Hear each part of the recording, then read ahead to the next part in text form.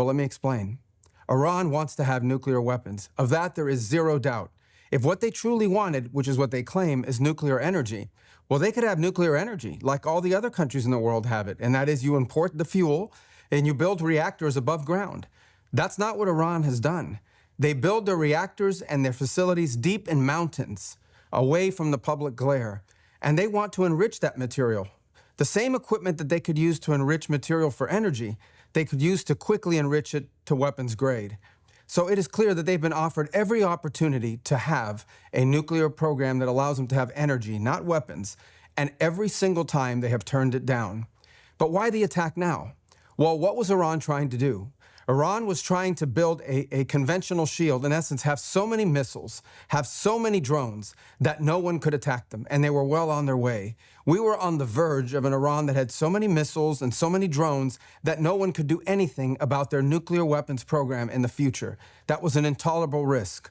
Under no circumstances can a country run by radical Shia clerics with an apocalyptic vision of the future ever possess nuclear weapons. And under no circumstances can they be allowed to hide and protect that program and their ambitions behind a shield of missiles and drones that no one can do anything about.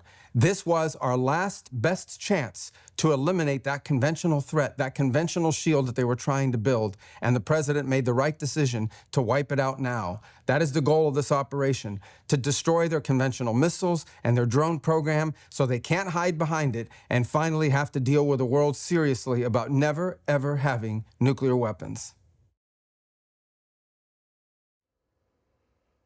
And that was Secretary of State Marco Rubio earlier today talking about the war in Iran. Well, in about 15 minutes, President Trump will give the nation a one-month status report on the Iran war, which began February 28th. News reports have indicated that he will discuss how much longer the war could go and that he will be critical of NATO. Good evening to you. Of course, live coverage of the president's speech and your reaction afterwards tonight. We'll try to get in some phone calls ahead of time as well. Go ahead and start dialing in. 202 is the area code.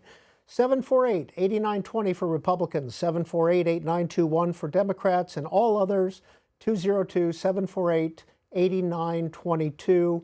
You can also participate on our social media sites. You see the addresses there at the bottom. Joining us is Matthew Kroenig. He is with the Atlantic Council. He has held defense and intelligence positions in the W. Bush, Obama, and Trump administrations. Mr. Kroenig, how has the war been prosecuted in your view so far?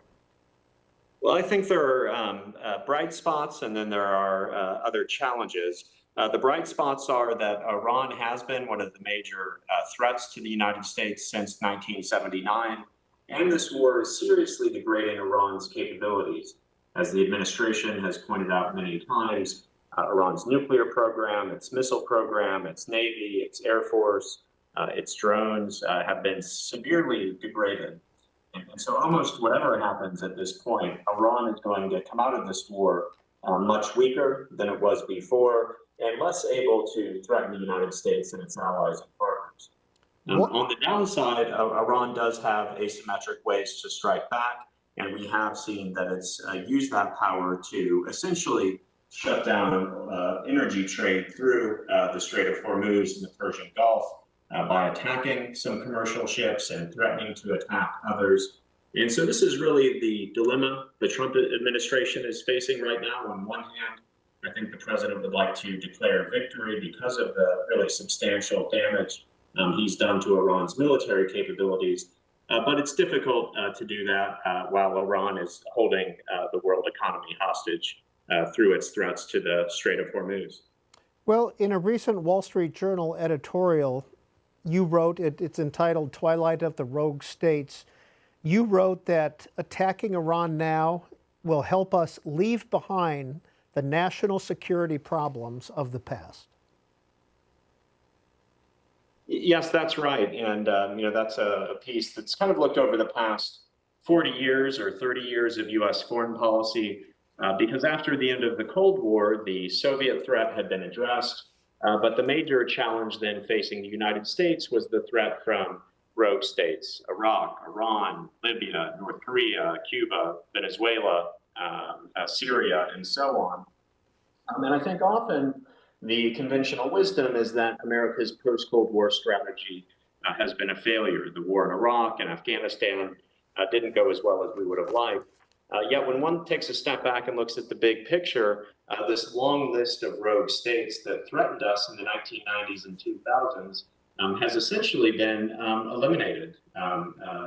Iraq is gone, Saddam Hussein is gone, Gaddafi in Libya is gone, Assad in Syria is gone. And so if Trump succeeds in his ambition, which I think is to, he's already removed Maduro in Venezuela. I think he'd like to remove the Islamic Republic in Tehran. And he and Rubio have talked about getting rid of the communists in Cuba. To the surprise of many, Trump is emerging as one of the most prolific deposer of despots. And so this long list of rogue states that we worried about in the 1990s and 2000s is becoming a short list, and indeed may be eliminated in the coming months. Mr. Kronig, was this a war of necessity in your viewpoint? I think necessity is maybe not the right standard. The use of military force has always been a tool of international politics. A powerful country like the United States that has 30 allies around the world, has interest in every world region, since World War II has used military force to secure its interest and to deal with threats from problematic countries like Iran. And Iran is a problematic country. It was very close to building nuclear weapons last summer. It has the largest stockpile of ballistic missiles in the Middle East. The State Department has declared it the world's leading state sponsor of terror. It's killed many Americans over the years, has plots right now to kill former senior U.S. officials. It's right now working to try to kill former Trump 1 administration officials. So this country is a serious threat. And so I think it is just prudent for the United States, spotting an opportunity like it did, to use military force to set back the capabilities of this adversary. And I used to work in the intelligence community, and intelligence analysts analyze threats according to intent. What does your adversary want to do? But also capability. What can your adversary do? And I think a lot of the media attention recently has focused on intent. You know, will the new government in Tehran be just as hostile as the last one? And that's an important consideration. But there's really no doubt that the new government in Tehran is going to be much less capable than they were just 3 weeks ago. And that is an important improvement in the security environment in the United States that I think is not getting enough attention. Well, speaking of the new government, the current president, who has been in office since March 8th, is Masoud Pezeshkian. And he wrote a letter, as you know, to the American people today. And I just want to read a couple excerpts and get your reaction. Here's one. The Iranian people harbor no enmity toward other nations, including the people of America, Europe, or neighboring countries. Portraying Iran as a threat is neither consistent with historical reality nor with present-day observable facts. Is there truth in those statements, in your view? Completely false, and I don't know where to begin. First of all, he has no right to speak on behalf of the Iranian people. This is an evil dictatorship. The people of Iran have risen up many times over the years to try to overthrow this evil dictatorship. And what they do instead is murder their own civilians, including up to maybe 30,000 of their own citizens they murdered in December and January, just a few months ago. So he doesn't speak for the Iranian people. The Iranian people were in the streets cheering when Iran's supreme leader was killed on the first day of this war. So he's speaking for himself and a few of the corrupt regime elites around him, not for the Iranian people. And then in terms of the threat, that's also not true. Iran has posed a threat to the United States, and it's made no secret of that. Since the 1979 revolution, Iran has said that its founding purpose is resistance to the West. They call the United States the Great Satan. They call Israel the Little Satan. Going back to what I said a few minutes ago, their nuclear program, their missile program, their support for terrorism, trying to kill Americans right now. Another example, I teach at Georgetown University. The Iranians tried to blow up a popular Italian restaurant in Georgetown a few years ago. So this is an evil, and very threatening regime. One of the other things that the president has indicated he is going to talk about tonight is a critique of NATO and its what he sees as lack of support in this war effort and a potential U.S. withdrawal from NATO. Well, on one hand, I understand Trump's frustrations. On the other hand, NATO is a major asset for the United States, and I'm confident that President Trump understands that, and the alliance will remain strong. So first, on his frustrations, he asked European allies to come help in the Middle East, and they were reluctant to do that, I think for understandable reasons, but Trump was frustrated with that. And then also there have been issues over the years with our NATO allies spending enough and so on. But ultimately, this is a strong alliance. I was actually at the NATO summit in The Hague last summer, and it was almost sweet at the press conference. President Trump said, NATO is not a ripoff. These are people who just love their countries. So we've seen skepticism from Trump before over NATO. But in the end, he's always come around and recognized the value of the alliance. And I hope that's what we hear tonight, but we'll have to wait and see. So, Professor Kronig, we've got the Iran war. We've got the Ukraine war. We have Lebanon and Israel. We have tensions between China and Japan and the issue of Taiwan. Am I drawing too many arrows together here? No, I don't think so, and I wish you were. And I really do think we're in a very dangerous moment of history.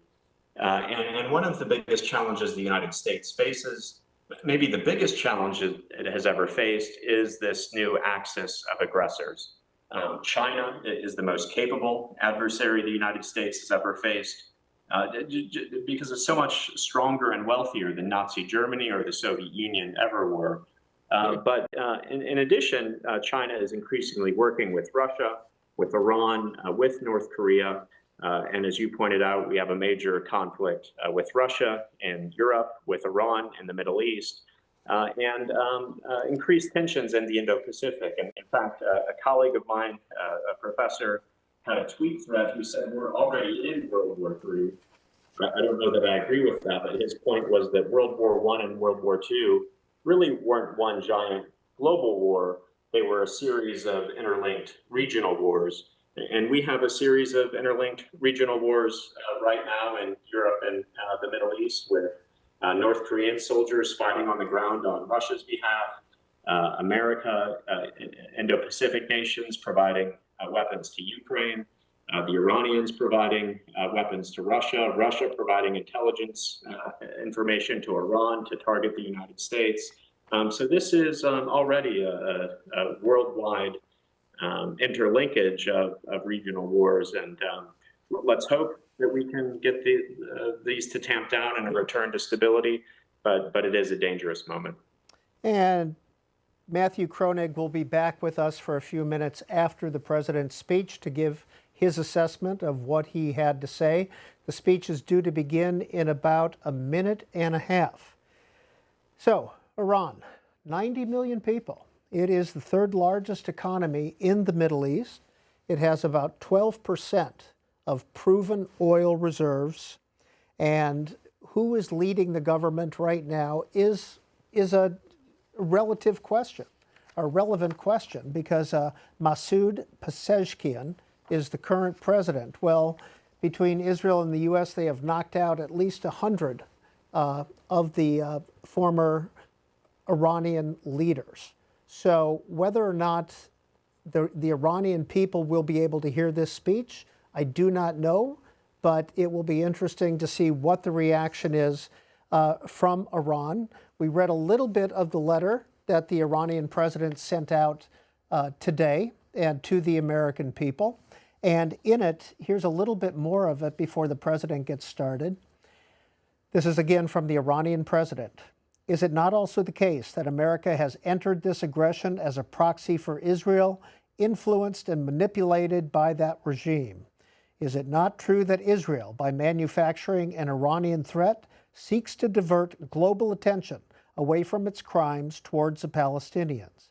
Is it not evident that Israel now aims to fight Iran to the last American soldier and the last American taxpayer dollar, shifting the burden of its delusions onto Iran, the region, and the U.S. itself in pursuit of illegitimate interests? Here is the president.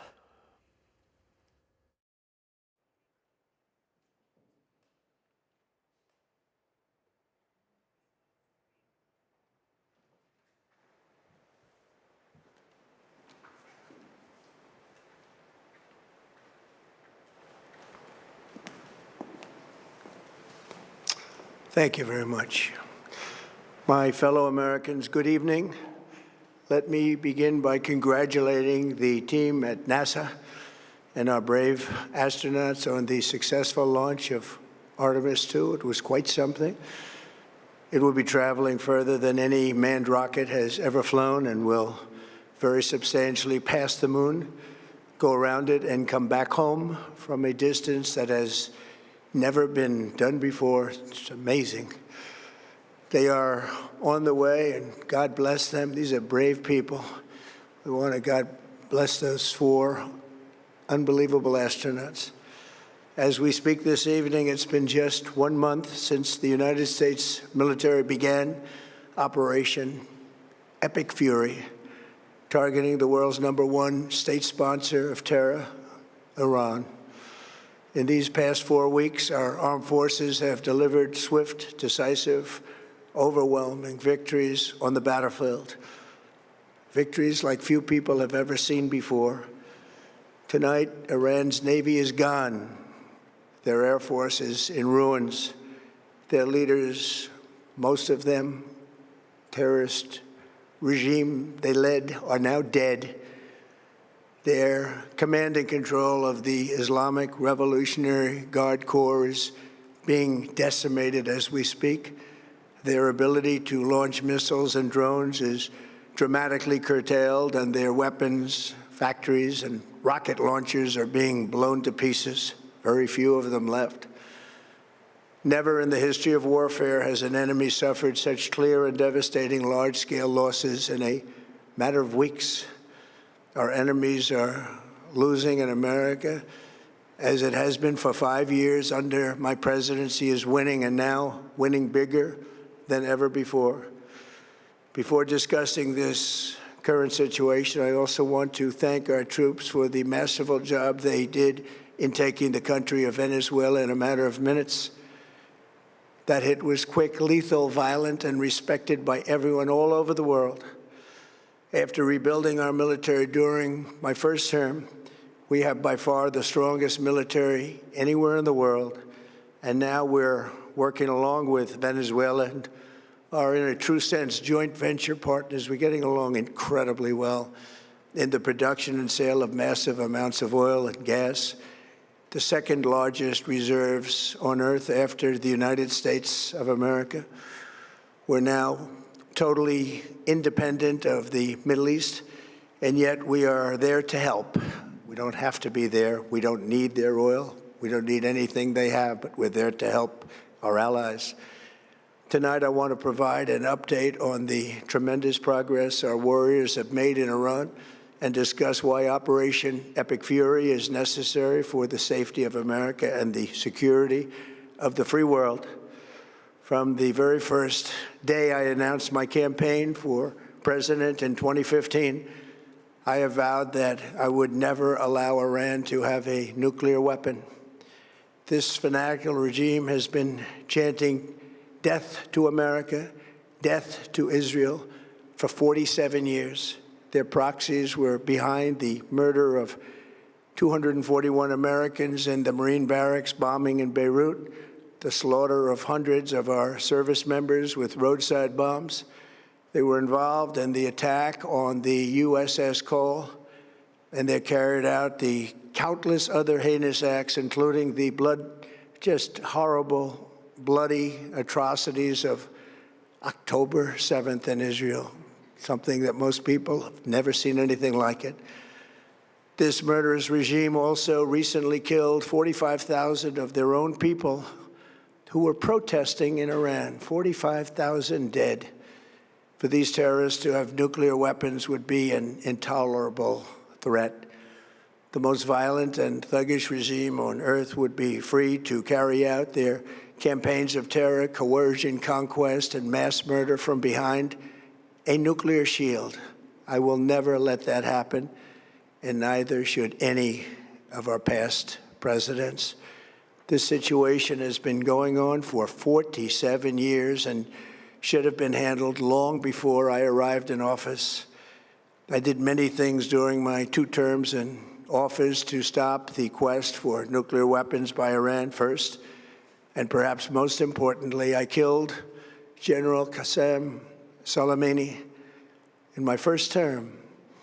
He was an evil genius, brilliant person, a horrible human being, however, the father of the roadside bomb, and he lived just horrible what he did. Iran would have been perhaps in far better, stronger position. Had he lived, we would have had probably a different conversation tonight. But you know what? We'd still be winning and winning big. And then, very importantly, I terminated Barack Hussein Obama's Iran nuclear deal, a disaster. Obama gave them $1.7 billion in cash, green cash, took it out of banks from Virginia, D.C., and Maryland, all the cash they had. He flew it by airplanes in an attempt to buy their respect and loyalty, but it didn't work. They laughed at our president and went on with their mission to have a nuclear bomb. His Iran deal would have led to a colossal arsenal of massive nuclear weapons for Iran, and they would have had them years ago, and they would have used them. It would have been a different world. There would have been no Middle East and no Israel right now, in my opinion, the opinion of a lot of great experts, had I not terminated that terrible deal. And I was so honored to do it. I was so proud to do it. It was so bad right from the beginning. Essentially, I did what no other president was willing to do. They made mistakes, and I am correcting them. My first preference was always the path of diplomacy, yet the regime continued their relentless quest for nuclear weapons and rejected every attempt at an agreement. For this reason, in June, I ordered a strike on Iran's key nuclear facilities, an Operation Midnight Hammer. Nobody's ever seen anything like it. Those beautiful B-2 bombers performed magnificently. We totally obliterated those nuclear sites. The regime then sought to rebuild their nuclear program at a totally different location, making clear they had no intention of abandoning their pursuit of nuclear weapons. They were also rapidly building a vast stockpile of conventional ballistic missiles and would soon have had missiles that could reach the American homeland, Europe, and virtually any other place on Earth. Iran's strategy was so obvious. They wanted to produce as many missiles as possible, and they did, with the longest range possible. And they had some weapons that nobody believed they had. We just learned that out. We took them out. We took them all out so that no one would really dare stop them.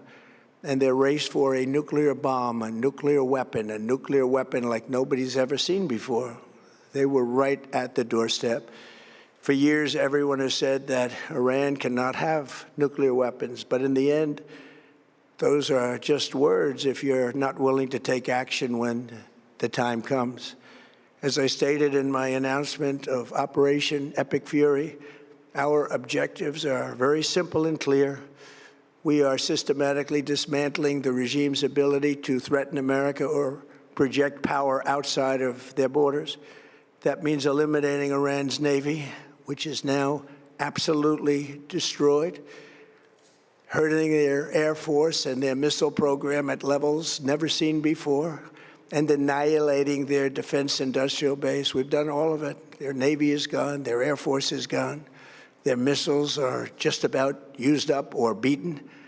Taken together, these actions will cripple Iran military, crush their ability to support terrorist proxies, and deny them the ability to build a nuclear bomb. Our armed forces have been extraordinary. There's never been anything like it militarily. Everyone is talking about it, and tonight I'm pleased to say that these core strategic objectives are nearing completion. As we celebrate this progress, we think especially of the 13 American warriors who have laid down their lives in this fight to prevent our children from ever having to face a nuclear Iran. Twice this past month, I have traveled to Dover Air Force Base, and it's been something. I wanted to be with those heroes as they return to American soil, and I was with them and their families, their parents, their wives, their husbands. We salute them, and now we must honor them by completing the mission for which they gave their lives. And every single one of the people, their loved ones said, "Please, sir, please finish the job," every one of them. And we are going to finish the job, and we're going to finish it very fast. We're getting very close. I want to thank our allies in the Middle East, Israel, Saudi Arabia, Qatar, the UAE, Kuwait, and Bahrain. They've been great, and we will not let them get hurt or fail in any way, shape, or form. Many Americans have been concerned to see the recent rise in gasoline prices here at home. This short-term increase has been entirely the result of the Iranian regime launching deranged terror attacks against commercial oil tankers in neighboring countries that have nothing to do with the conflict. This is yet more proof that Iran can never be trusted with nuclear weapons. They will use them, and they will use them quickly.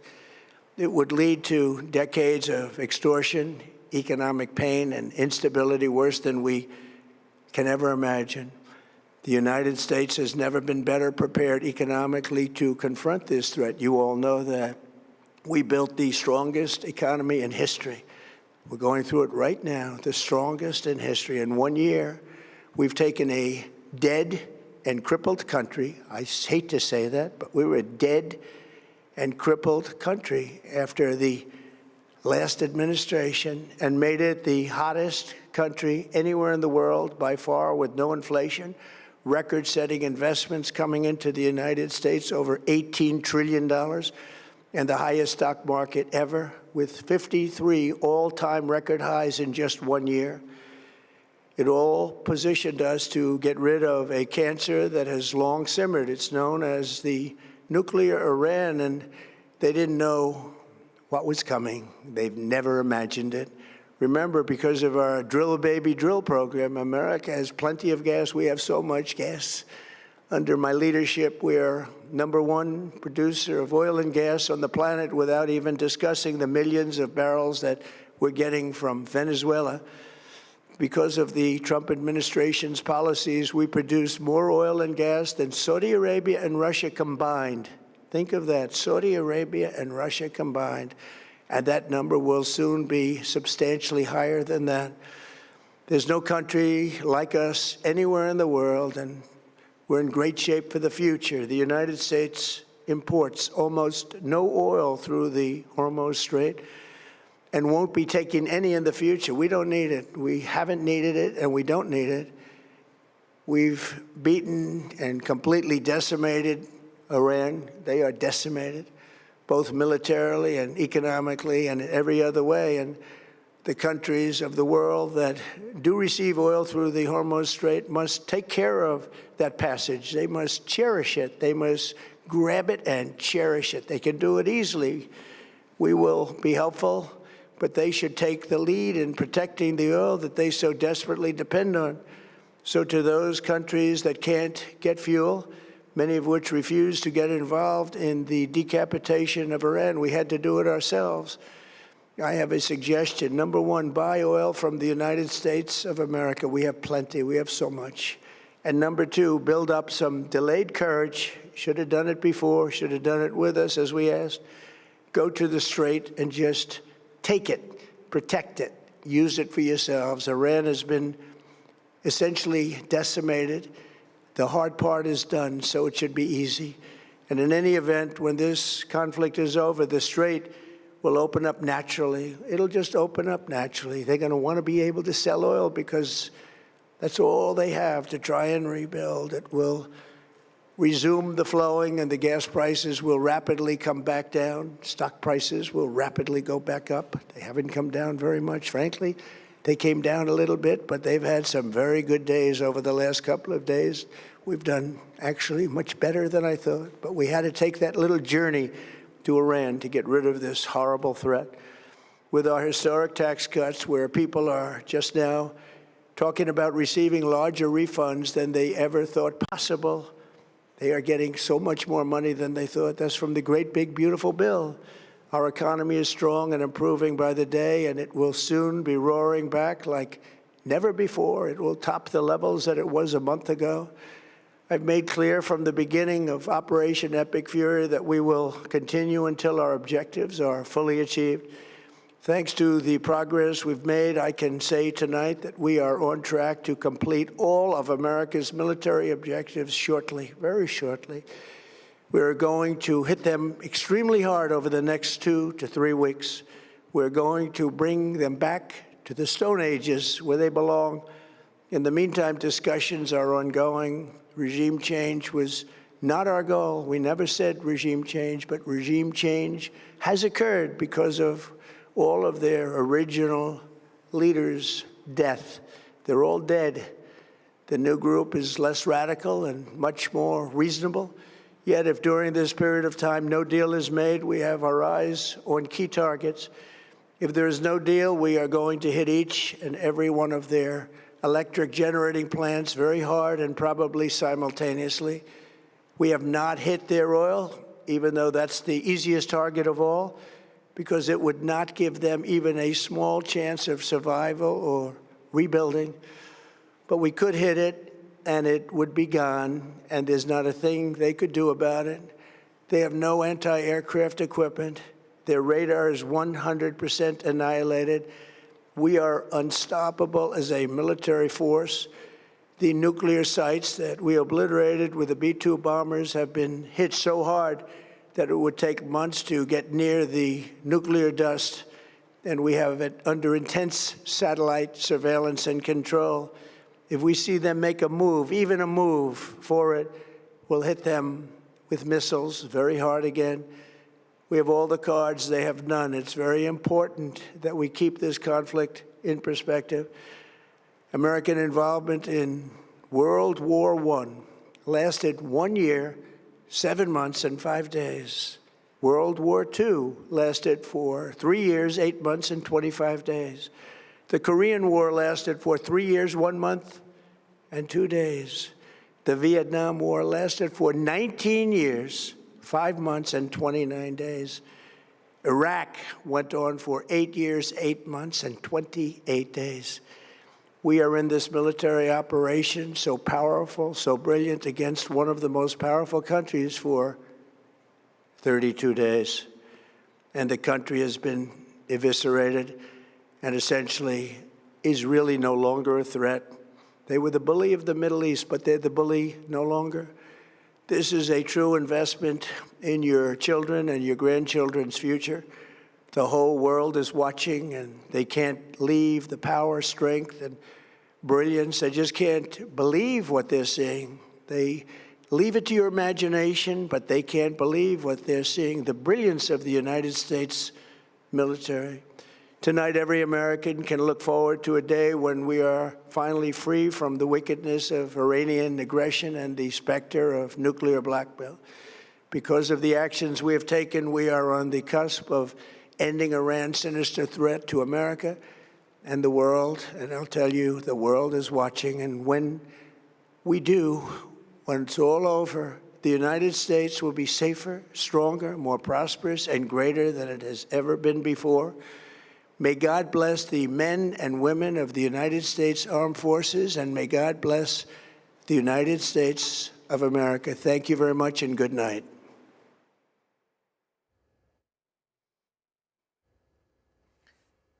And the president's speech went for about 19 minutes. We have all the cards, they have none, he said in referring to Iran.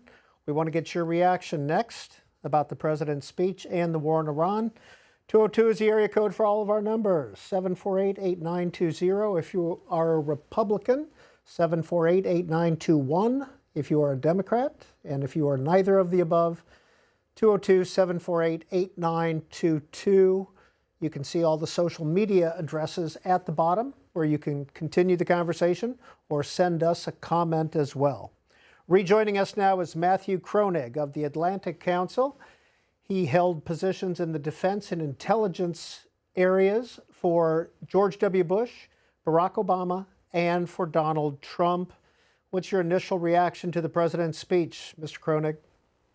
Well, not a lot of new information, repeated a lot of the points the administration has been making for several weeks about the threat that Iran poses to the United States and the world. There was a part of the speech talking about the military progress in terms of degrading Iran's capability.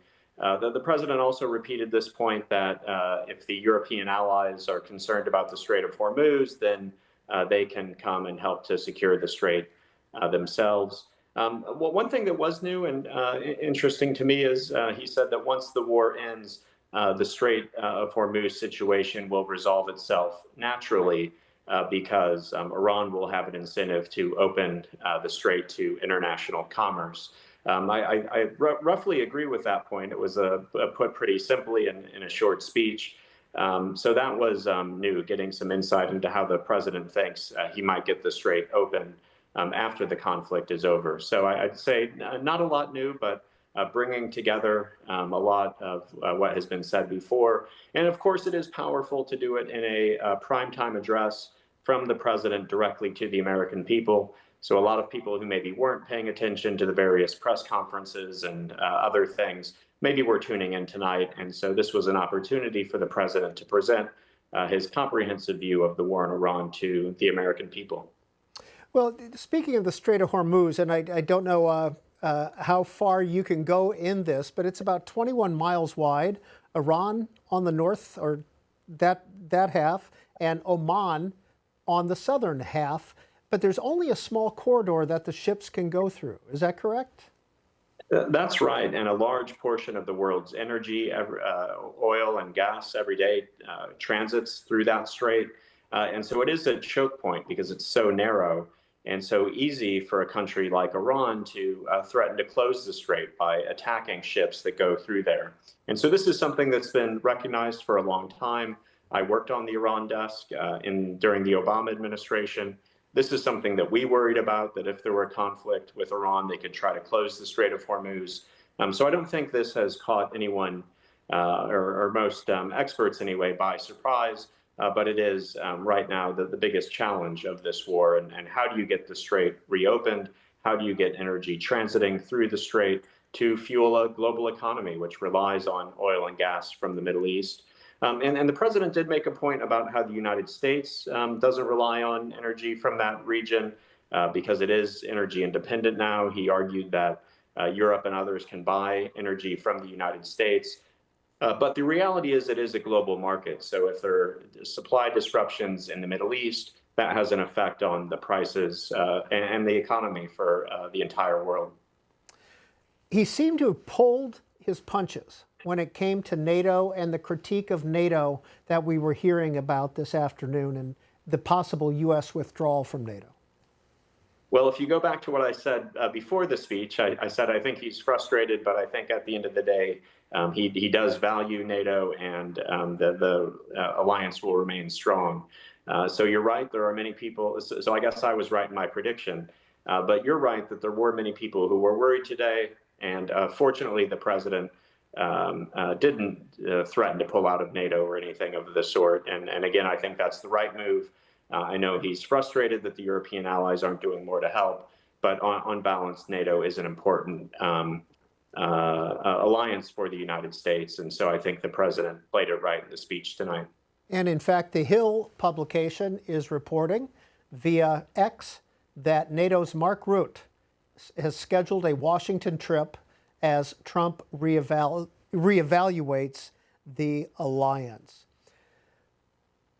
Yeah, Secretary General Rutte has been very effective in the job, and I think he understands that part of his job is keeping the United States engaged in Europe and engaged in NATO. And so he's emerged as an important Trump whisperer, understanding Trump, He was the one who played a role in getting Trump to pursue negotiations over his concerns with Greenland when we had tensions over that issue several weeks ago. And so, yes, Rutte is coming to town, I think maybe next week. And I think that's on balance a good thing for the NATO Secretary General and the President of the United States to be working closely together. Have China and Russia been overly supportive of Iran during this war?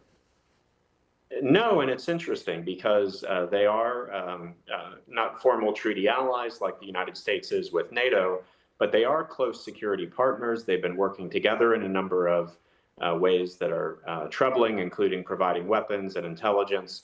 And so many, I think, in the West worried if the United States were to do something like attack Iran, would Russia and China militarily intervene to help Iran? Would this lead to a direct superpower conflict? But other than some critical statements, other than some reports that Russia is providing Iran with intelligence information, Russia and China really haven't done very much. And so maybe a message to other rogue states out there, if you're planning on counting on Russia and China for your security, maybe you should think again. We also saw that they didn't come to the defense of Maduro in Venezuela after the U.S. military operation there. So yes, they're condemning the United States, but not really doing much practically to help Iran. What about the fear that China could use this as an excuse to go into Taiwan?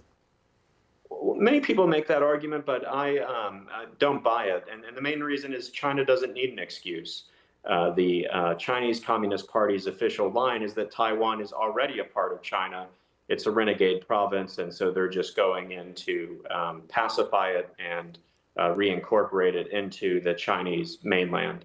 And so that's been their story for decades. I don't think they're going to say, well, Trump did something in Iran, so now we can do something in Taiwan. Again, they already say that it's their right, essentially, to use military force in Taiwan.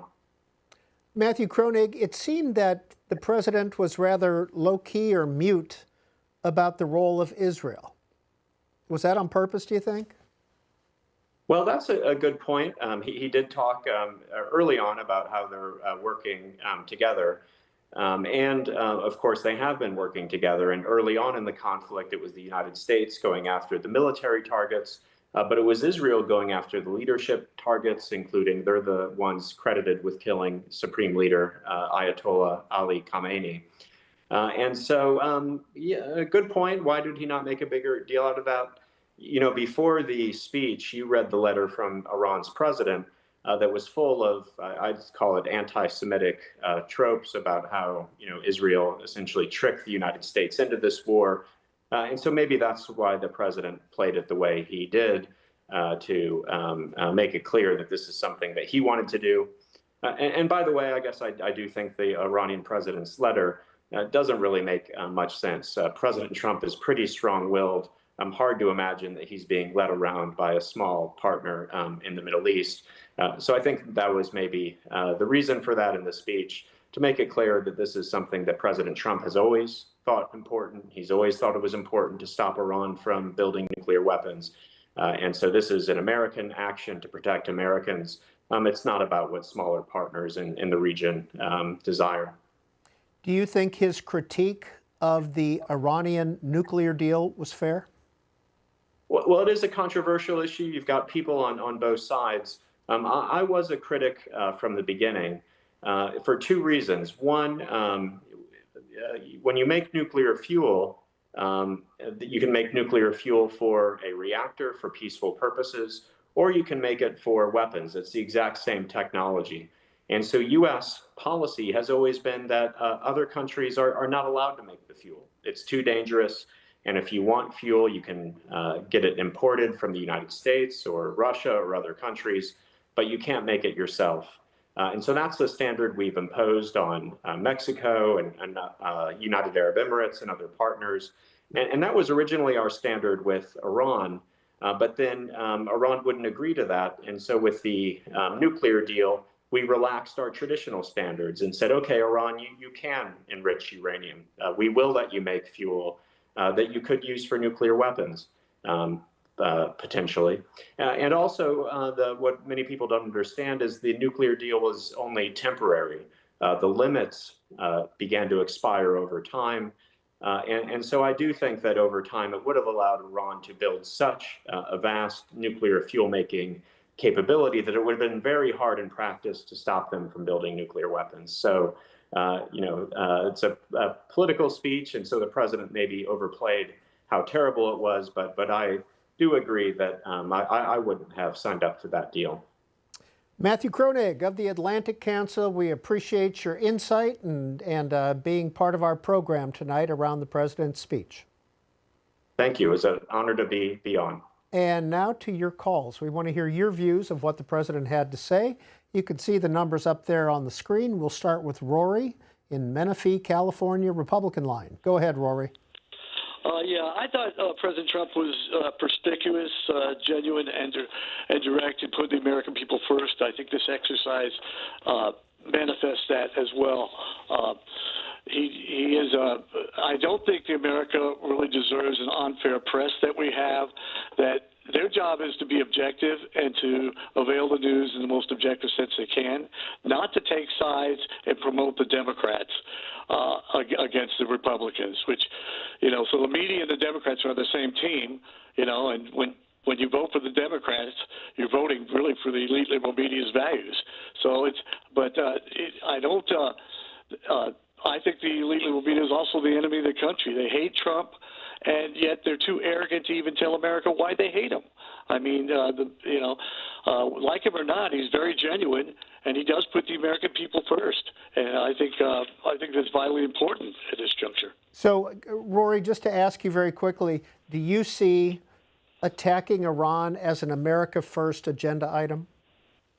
Yes, I do, because I think there's such a threat. We needed to be proactive and not vacillate on that front at all. So I appreciate his proactivity, and only the future will tell. But I really think he really came to America's defense in a very effective and proactive way. Thank you, Rory. In Menifee, California, Senator Chris Coons, Democrat of Delaware, puts this up on X: no clear plan, rambling, unmoored, unserious.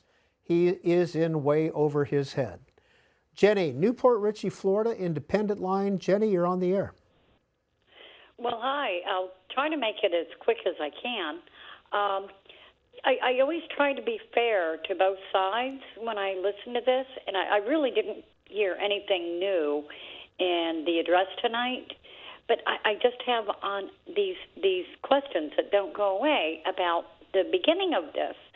And how is it that, first off, we weren't going in for a regime change, but yet we aimed it when we knew all the leaders were going to be congregated. So that's kind of part of my question. And then the other part is this. Why is it that of all the times possible that simultaneously when our country could be in jeopardy from retaliations or, whatnot, that this is going on at the same time that our Department of Homeland Security is shut down? All right, Jenny, thank you for raising those two questions. Ryan, Bowling Green, Ohio, Democrat. Hi, Ryan. Hi. Please go ahead. I think the main thing with this interview and press conference that bothered me is it seems a lot more like a puff piece than, anything of substance. He's trying so desperately to get media attention and have his, Obama walking down the hallway after Osama's assassination, that kind of moment. He wants something notable in his presidency. And, throughout the entire talk, it just seemed like he's telling us stuff we've already learned, that they've already put out over the weeks. There was no step forward from this conference. We don't know if we're pulling back out of Iran. We don't know if we're moving forward. We're at an impasse, and we didn't really learn what's happening. Thank you, sir, for calling in. Marco in Wiley, Texas, Republican. Hi, Marco. What'd you think of the president's speech? Thank you. My name is Marco. I'm a 10th grade high school student here in Texas. Tonight, President Trump spoke about the truth that peace is secured through strength. And, that message really spoke to me as students and as future leaders, because we're learning that strength isn't physical. It's about discipline and teamwork and, standing firm in the things that we believe in America and our values.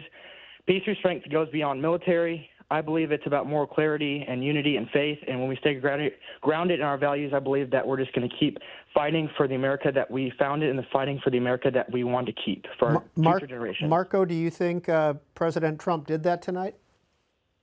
I do think that he delivered that in his message. I know everyone has different opinions on how things are delivered and how actions are taken, but I think at the end of the day, the end motive is to make sure that America is first, to make sure that we are strong, and that we're going to keep staying strong for future generations.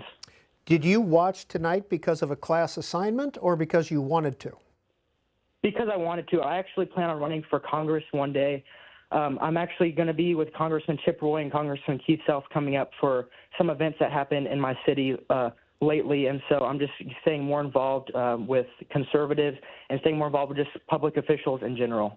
So, final question, Marco. I know you're not old enough to vote yet, but Ken Paxton, John Cornyn race, where are you? So I've been involved since a few years ago with Governor Abbott and our state representative, Candy Noble. Senator Cornyn, good guy. Ken Paxton, great guy. I'm not going to publicly speak on this because I love both of them, and I think the voters of Texas are going to decide this primary. Marco, thanks and good luck in 10th grade. Where do you go to high school? I go to Wiley East High School. Wiley East. Thank you, sir. Appreciate your time. Hakeem Jeffries, Democratic leader in the House, put this out on social media. The American people are sick and tired of the chaos, high costs, and extreme Republican agenda. Donald Trump must end his reckless war of choice in the Middle East now. Up next, getting your views on the president's speech tonight is Nick in West Orange, New Jersey, Independent Line. Hi, Nick. How are you doing, sir? Thank you for C-SPAN. Please go ahead. We're listening. I just wanted to say the president's speech, although I feel like some people might have taken away a lot, I feel like it's still a lot of answers that we haven't gotten, especially in the involvement with Israel. I don't know why we don't talk about how Israel should be helping us more by sending in, if we're sending in ground troops now, shouldn't Israel also take the bulk of that and send ground troops with us? If it's such a big alliance we have, shouldn't they be fighting the fight with us? I feel like not really answering that leaves a big hole in what we want to believe is America first, right? Are we trying to put our values forward, or are we trying to help someone else's value that is very heavily influenced not only in our Congress but in our media as well? I'm not trying to sound like a conspiracy theorist here, but I feel like if we talk about our alliance so much, why aren't we going in together? And, the Iranian president put out a letter to Americans earlier today, and in that letter, this is what he wrote. I want to get your reaction. Is it not also the case that America has entered this aggression as a proxy for Israel, influenced and manipulated by that regime? Do you think that is true? Do you agree with that, Nick? I think 100% it's true. Donald Trump's the only president who has taken Israel's bait into bombing Iran. They tried it with Obama, they tried it with Biden, and they both didn't bite because they knew that the war was going to be long. The resources taken up for that is going to be long. Plus, the U.S. does about 7% of its oil trade through that strait. So he's talking about eliminating it altogether. And so that's 7% of our fucking oil trade. So that means he wants to take away and make oil prices even higher. I feel like he totally got bamboozled by Israel. I feel like he's the only sitting president now. So let's ask the second question, which is Iran a threat to Israel? And as our ally, shouldn't it be our duty to defend our ally? I'm going to tell you exactly what the president said when he took office. This is a president of no war.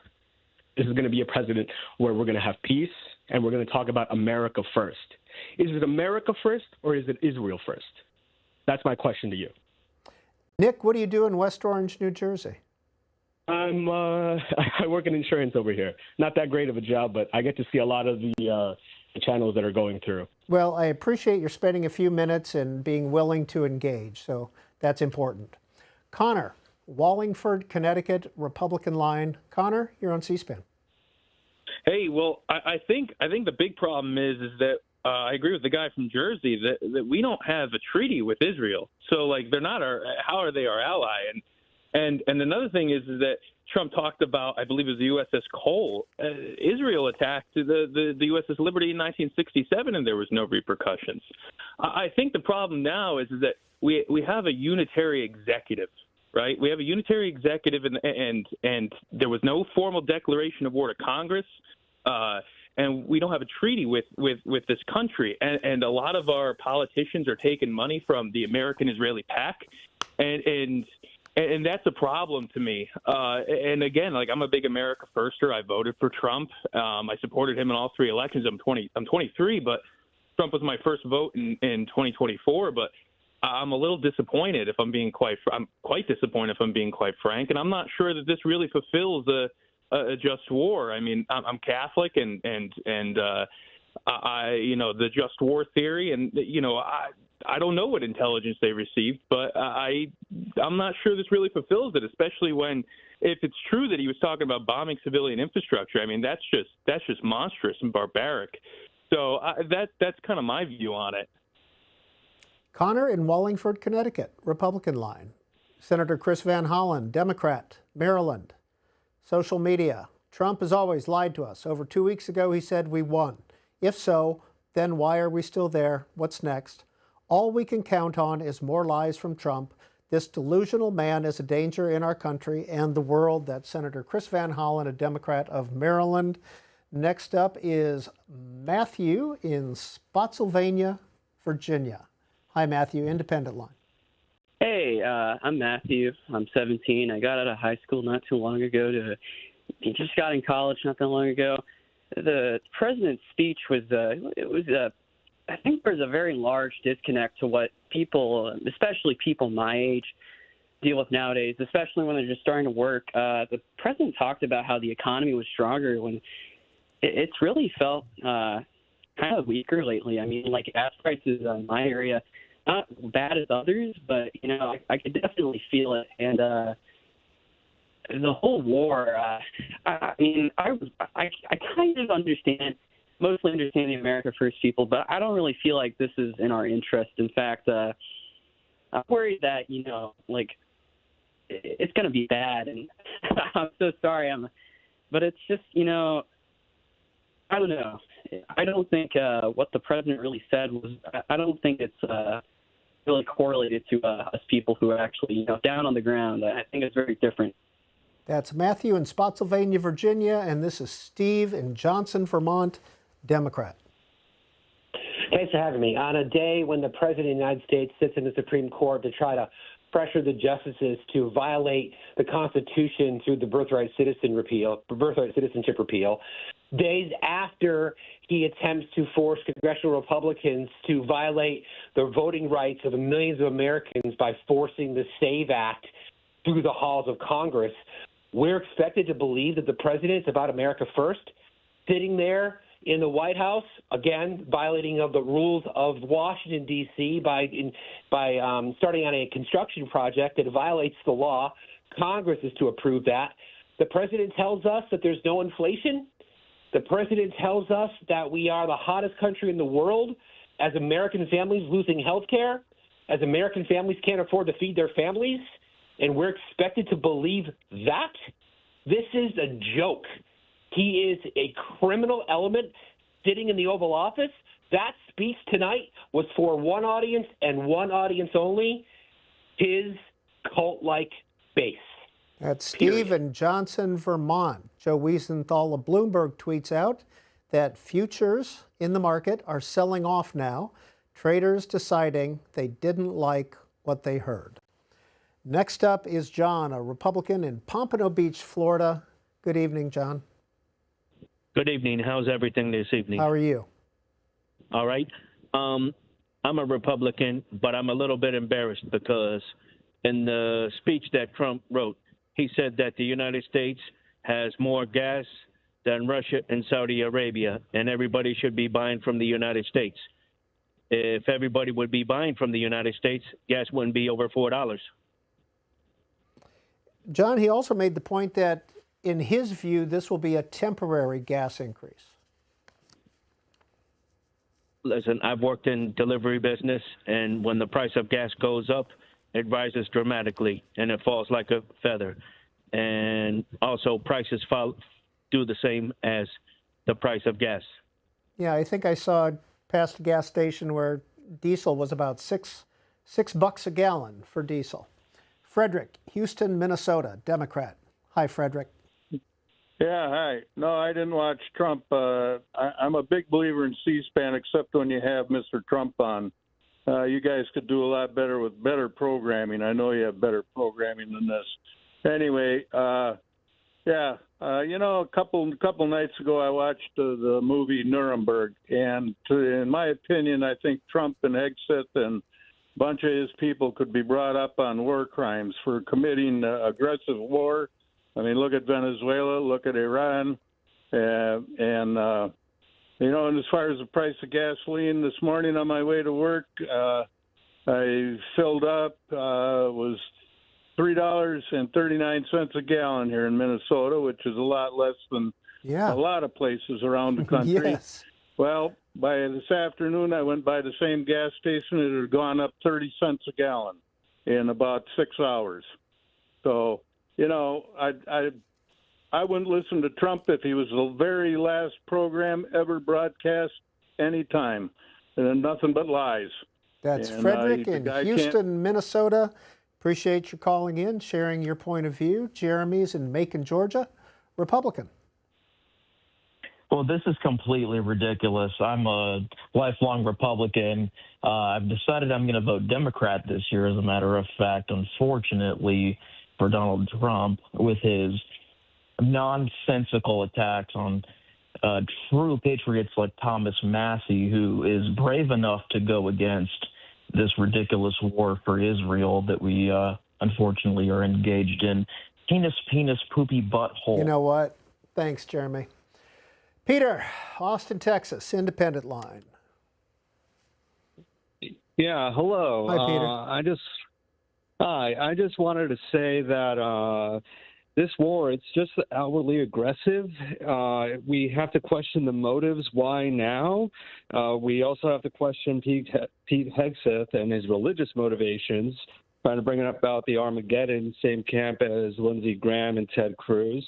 He said the economy is strong and we will be able to weather this. Well, last I checked, we have hemorrhaged jobs over the last year. All growth in the S&P, NASDAQ, and Dow has been related to AI, which is currently tanking. As was stated earlier, futures are crashing. So and while, with regard to the president's speech on Iran, what's your take? Outwardly aggressive, threatening civilian infrastructure, threatening a nation that, by all accounts, has not attacked us. Just by that alone, it's immoral. You get into a fight at a bar, who's guilty? The guy who throws the first swing. Well, that's us. That's Peter in Austin, Texas, and this is Eric, a Democrat in Missoula, Montana. Hi, Eric. Yeah, hi. Yeah, hello. Thanks for taking my call. Really quickly, the strikes that were done in, late May, early June, where Donald Trump had said basically that they had obliterated, and I want to basically focus on that word, to say that they obliterated Iran's nuclear capabilities, and then to go in there and say that this was all, for America first and strength through force and all that stuff, because they said that they posed an imminent threat. So what did we do in May and June? That's my question, is if we obliterated their nuclear stockpiles, then why are we there? Why are we talking about them being an imminent threat? Thank you, Eric, in Missoula, Montana. Let's hear from Bryson in York, Pennsylvania, Republican line. Go ahead, Bryson. Thank you for taking my call. Today, I listened closely to President Trump's speech, and I'll be honest, it reminded me why so many Americans continue to support him. What stood out the most to me was the focus on strength. Strength in the economy, strength at our borders, and strength on the world stage. Whether you agree with every detail or not, there's something powerful about a leader who speaks with confidence about putting Americans first. So do you think that the Iran war was a necessary war or should happen? While some people might disagree, I think that people enjoy war benefits instead of fighting a war. Are you a student in York? Yes, I am a student. What school do you go to? I'm not going to make that public. All right, but high school? Yeah, high school. Great. Bryson, did you watch for an assignment or because you wanted to watch? I watched because I wanted to watch. Thank you, sir. Thanks for calling in. Good luck to you. Jake, Smithfield, Rhode Island, Independent Line. Jake, you're on C-SPAN. Yes, hello. I'm just very confused as to the point of why we started this war. Donald Trump says that we have gone into this war in order to prevent Iran from obtaining nuclear weapons. You can go back to 1995 with Israeli Prime Minister Benjamin Netanyahu saying that Iran is weeks away from a nuclear weapon. That wasn't true then, because 30 years later they didn't develop them. Are you telling me it was true 4 weeks ago that this was going to be the time to develop one? We're here for no reason, and 13 Americans have lost their lives because of it. That's Jake in Rhode Island. Nene is in Hillside, New Jersey. Democrat. Hi, Nene. Yes, hello. Yeah, hi, how are you doing? How are you? I find it odd that a man who wants to be loved so much has done so many destructive things to be hated so much. He is just all over the place when it comes to why we started this war. I just can't understand. It's like one reason after another. People are confused. Prices are very high. I mean, it's just driving everybody nuts. We don't know where he's coming from one day to the next. Thank you, sir, for calling in. Marco Rubio, the Secretary of State, the National Security Advisor, put out this social media post. President Trump delivered a powerful speech tonight. He was clear about our objectives in Iran: destroy their weapons factories, destroy their Navy, destroy their Air Force, destroy their chances of ever having a nuclear weapon. The president's leadership, and I apologize, I can't read those last couple of words. So that's from Marco Rubio. Next call is John in Massillon, Ohio, on our independent line. John, you're on C-SPAN. What's your reaction to what the president had to say about Iran? Well, I got a reaction to quite a few things, actually. Thank you for taking my call. I hear a lot of people disagreeing with President Trump's actions and whatnot. A lot of people don't understand that Iran has been targeting Israel, who is an ally. You don't have to have a treaty, I don't believe, to be an ally. I could be mistaken.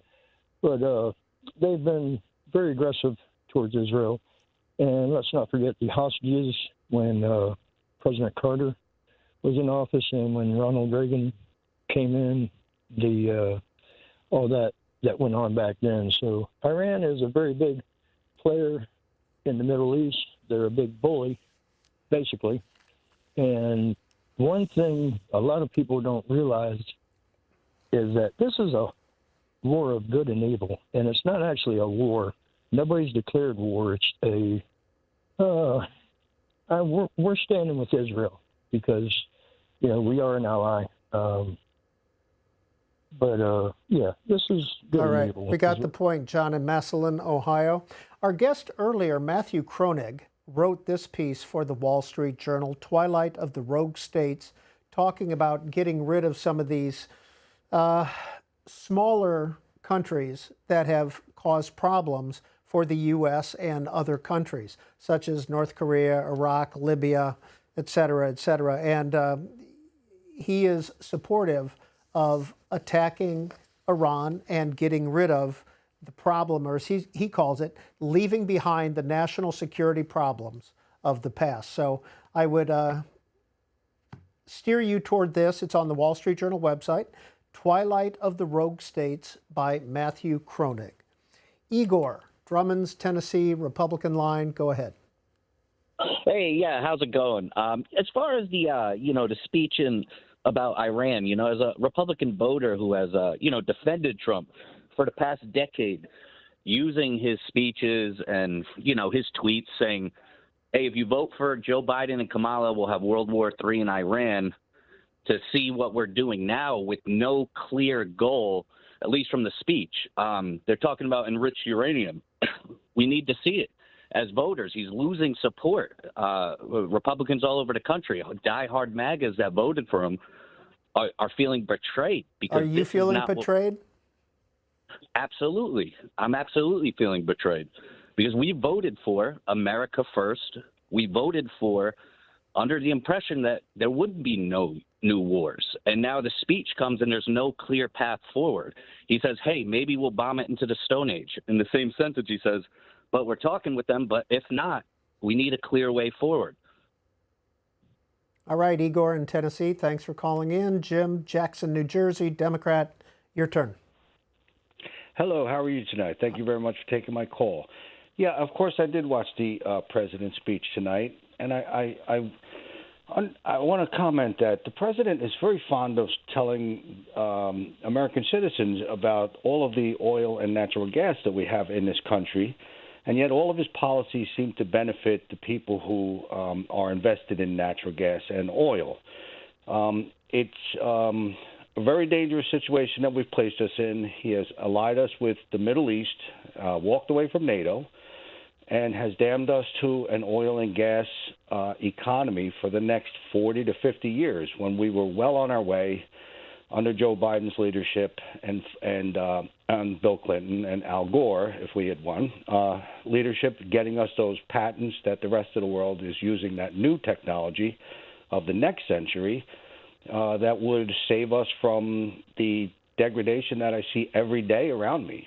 Trees are dying, forests are, we're losing species at an alarming rate. There's pollution everywhere. Our scenic beauty is gone.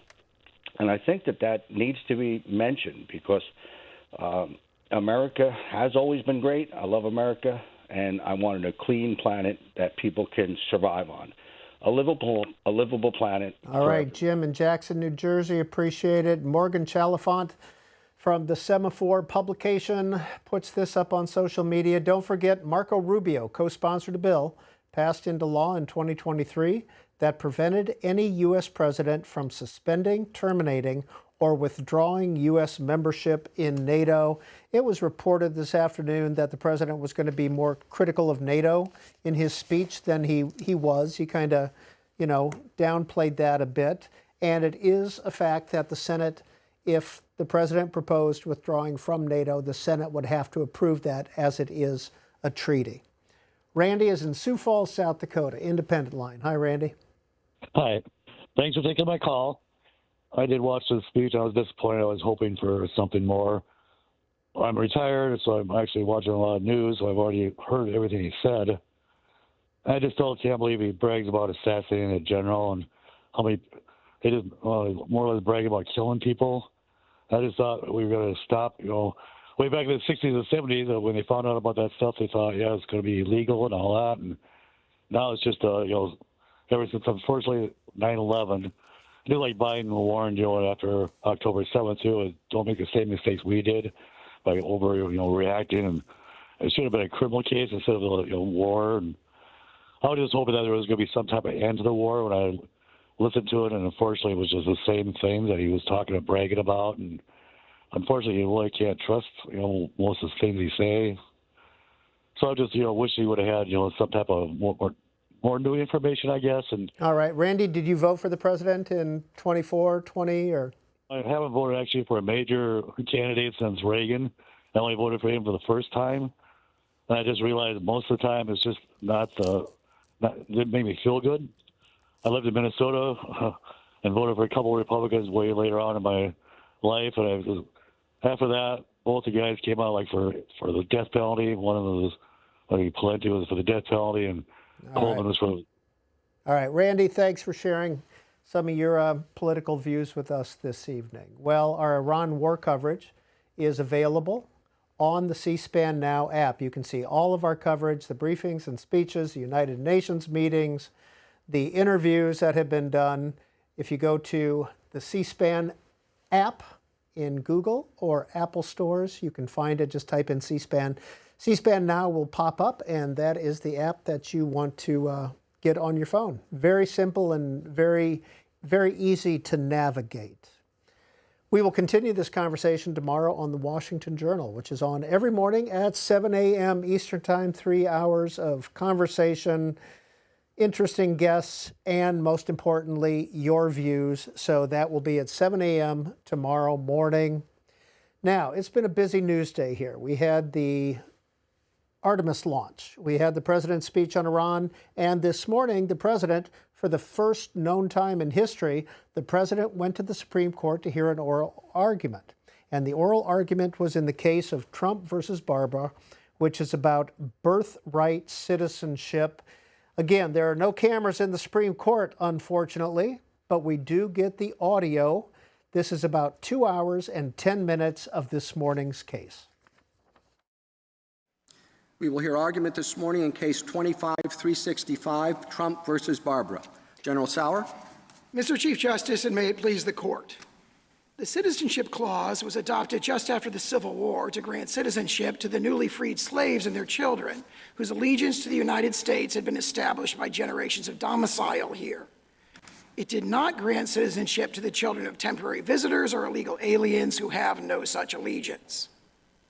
This conclusion reflects the original public meaning of the clause. When Congress used the term "not subject to any foreign power" in the Civil Rights Act of 1866, it rejected the